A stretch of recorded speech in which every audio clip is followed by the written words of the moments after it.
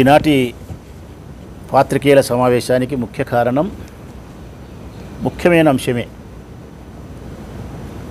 27, 28, 29 3 తారీఖుల్లో Telugu Desam party ఒక రాజకీయ party Mahanadu కార్యక్రమాన్ని నిర్వహిస్తూ ఉంది. కడప గడ్డపైన ఉద్దేశపూర్వకంగా మునుపెన్నడూ జరపని కడప గడ్డపైన ఈసారి జరపడానికి నిర్ణయం తీసుకొని కడప గడ్డపై చేస్తున్నారు. మాకేం అభ్యంతరం లేదు. కడప గడ్డపై చేసినంత మాత్రాన మాకు వచ్చిన నష్టం లేదు, ఇబ్బంది లేదు.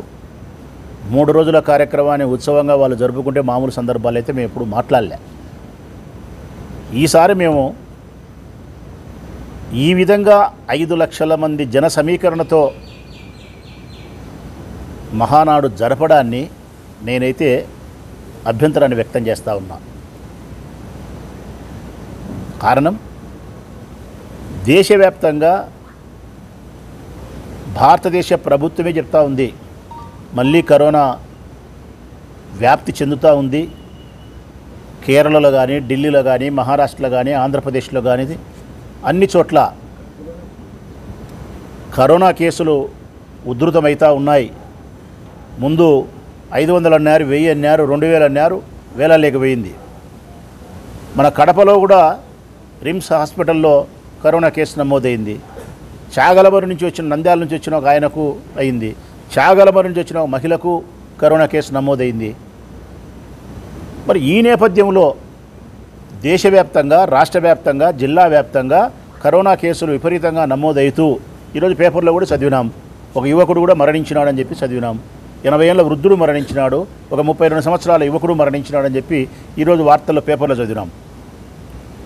మరి ఈ సందర్భంలో కరోనాను నియంత్రించాల్సినటువంటి రాష్ట్ర ప్రభుత్వం చంద్రబాబు నాయుడు గారు కరోనా వ్యాధిని నియంత్రించడానికి తీసుకోవాల్సిన కఠినమైన నిర్ణయాలను, ప్రజలకు ధైర్యాన్ని ఇవ్వాల్సిన బాధ్యత కలిగి ఉండి ప్రజలకు ధైర్యము ఇవ్వలే, భరోసా ఇవ్వలే, నియంత్రించడానికి మార్గాలు వెతకలే.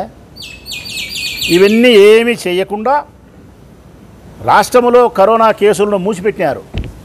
కడపలో వచ్చిన కరోనా కేసులను కూడా మూసిపెట్టినారు.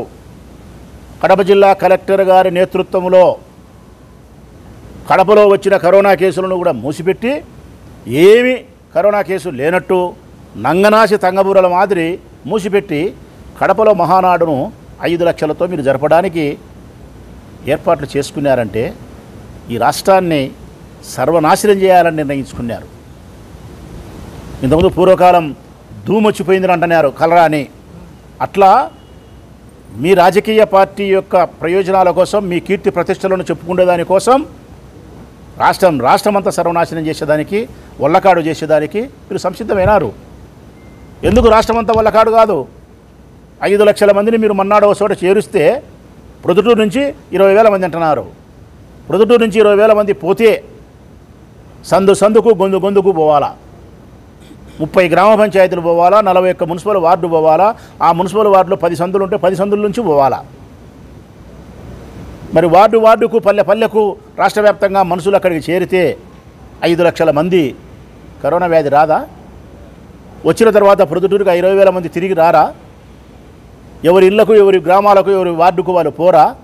పోయినప్పుడు గ్రామానికి, వార్డుకు ఒకరికో, ఇద్దరికో, ముగ్గురికో కరోనా వ్యాధి వస్తే ఇంకా ప్రొద్దుటూరు అంతా వ్యాప్తి చెందుతుందా, చెందదా?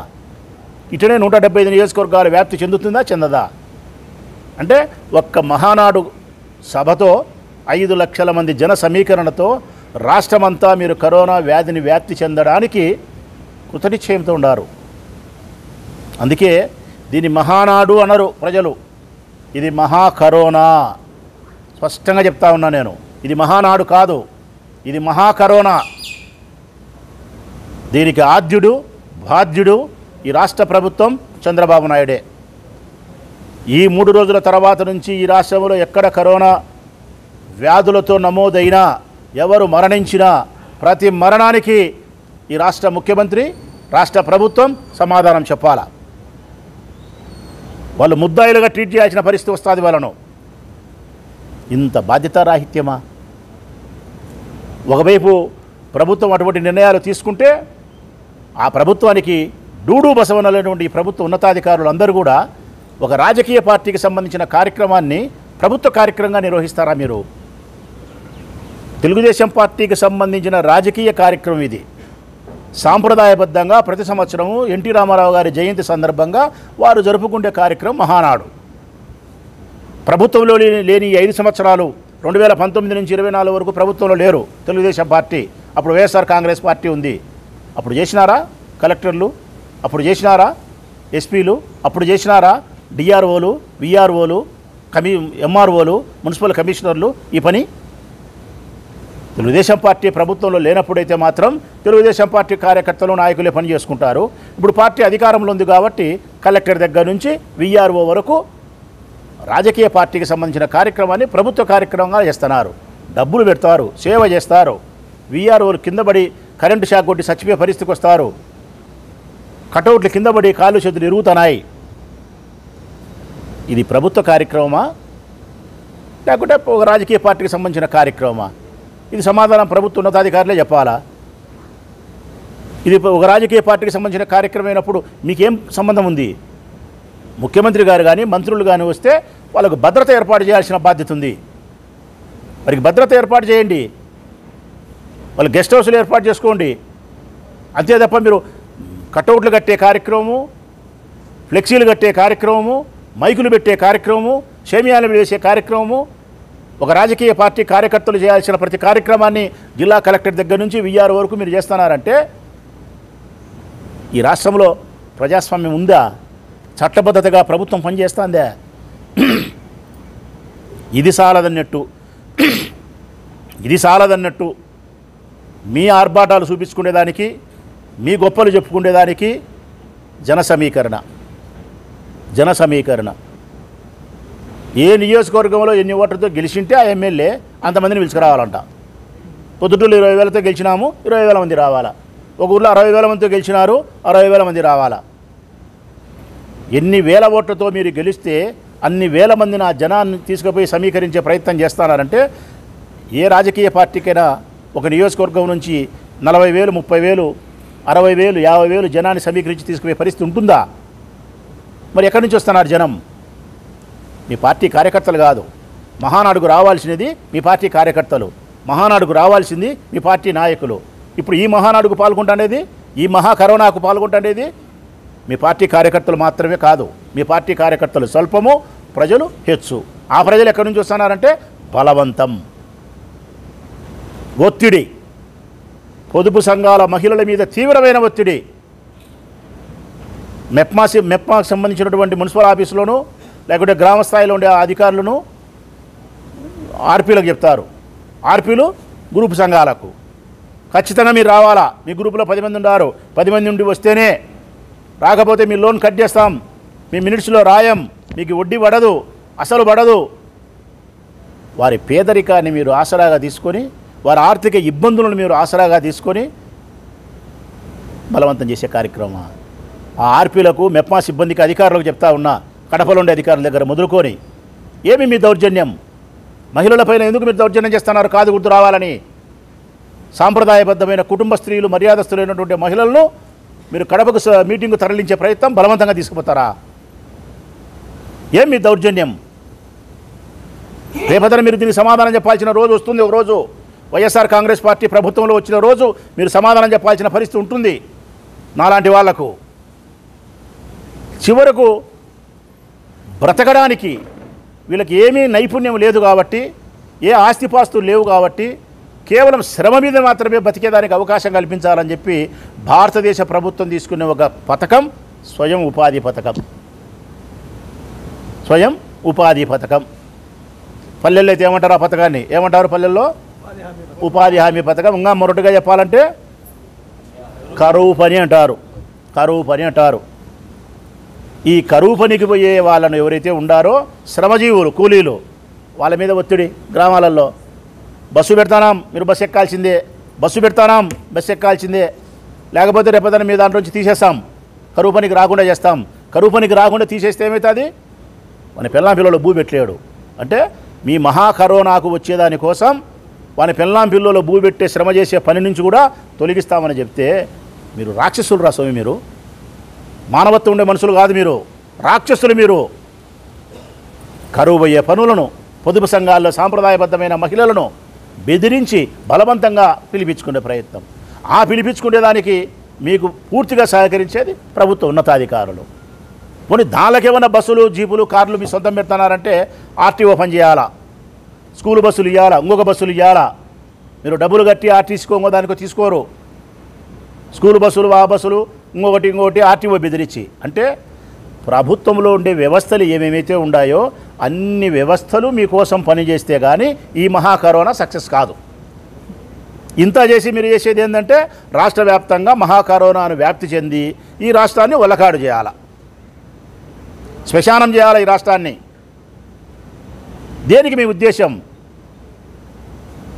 ఈ 9 నెలల 10 నెలల కాలంలో సంవత్సర కాలంలో సంక్షేమ పథకాలు బ్రహ్మాండంగా ఇచ్చినాము, బ్రహ్మాండంగా అభివృద్ధి చేసినాము అని గొప్పలు చెప్పుకునేదానికంట.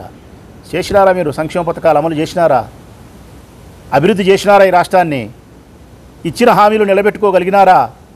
ఒక గ్రామంలోకి పోయి లేకుంటే ఒక వార్డులోకి పోయి సామాన్య ప్రజలను అడగండి.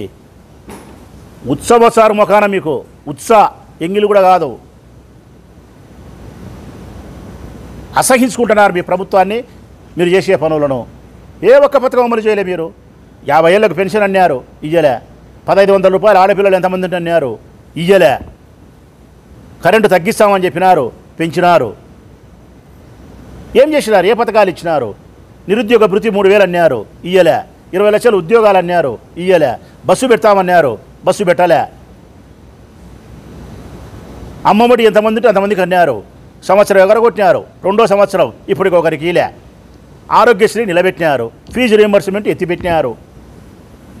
45 ఏళ్ళ పెన్షన్ జగన్ ఇచ్చినది లేదు, చేనేతలకు 24,000 ఇచ్చేది లేదు. జగన్ ఇచ్చిన పథకాలు ఎత్తిపెట్టినారు, మీరు ఇచ్చామని చెప్పిన పథకాలు ఎత్తిపెట్టినారు. ఇంటిది పోయింది, దావది పోయింది, తోడు 2 పోయినాయి. ఏం చెప్పుకోవాలని మీరు ఈ మహానాడు జరుపుతున్నారు మీరు? దానికి తోడు మళ్ళీ ఇంకొకటి, కడపగడ్డలో జరిపినాం. ఏం నాకు తెలియక అడుగుతాం మీరు? కడప సెంటర్లో రాజశేఖర రెడ్డి విగ్రహం ఉంటే రాజశేఖర రెడ్డి విగ్రహానికి చుట్టూరు మీరు కనపడకుండా మీరు జెండాలు కడతారా? సభ్యత ఉందా మీకు? రాజశేఖర రెడ్డి మేము రామారావు బొమ్మ ఉండే చోట మేము కట్టినామా? సెంటర్లో రాజశేఖర రెడ్డి విగ్రహం ఉంటే విగ్రహం చుట్టూరు మీరు పసుపుమయంతో జెండాలు కట్టి ఏం ఆనందాన్ని మీరు అనుభవించాలనుకుంటున్నారు మీరు? కడపగడ్డలో నడి రోడ్లో రాజశేఖర రెడ్డి విగ్రహం చుట్టూరు మీరు జెండాలు, తెలుగుదేశం పార్టీ జెండాలు కడితే రేపొద్దున ఒకరోజు మాకంటూ ఒకరోజు వస్తే, స్పష్టంగా చెప్తా ఉన్నా, మాకంటూ ఒకరోజు వస్తే, ఈ ప్రజలు ఈశ్వరుడు మాకంటూ ఒకరోజు ఇస్తే మేము రామారావు బొమ్మకు కట్టాం, మీ ఇండ్లకు కడతాం వైఎస్ఆర్ కాంగ్రెస్ పార్టీ జెండా. తెలుగుదేశం పార్టీ నాయకుల ఇండ్లకు కడతా వైఎస్ఆర్ కాంగ్రెస్ పార్టీ జెండా. రాసి పెట్టుకోండి ఇది, ఈ మాట. మీరు కడపగడ్డలో జరిపితే మీకు ఒక మాట చెప్పాల్సి వస్తుంది. ఈ కడపగడ్డలో ఇన్ని సంవత్సరాల తర్వాత మీరు మహానాడు జరిపి మీరు ఏదో సునకానందాన్ని పొందాలా, మేము కడపలో ఈ జరిపి మేము విపరీతమైనటువంటి ఆర్భాటం చేసి జగన్మోహన్ రెడ్డి మనుషులకు ఏదో బాధ కలిగించాలనే ప్రయత్నం చేయాలని మీరు అనుకుంటే అమాయకులారా మీరు. తెలుగుదేశం పార్టీ పెద్ద నాయకులకు చెప్తా ఉన్నా, నక్కకు పులి మాదిరి వాతలు పెడితే నక్క పులి అవుతుందే? నక్కకు పులి మాదిరి వాతలు పెడితే పులి కాదు, అది నక్కే. మీరు కడపగడ్డలో మహానాడు జరిపినా కూడా మీరే ఈ కడప ఎప్పుడైనా వైఎస్ రాజశేఖర రెడ్డికి సొంతం, ఈ కడపగడ్డ ఎప్పుడైనా జగన్మోహన్ రెడ్డి సొంతం. ఇది ఆయన్ని ప్రేమించే మనుషులు, ఇది ఆయనకు సంబంధించినటువంటి ఇలాకా.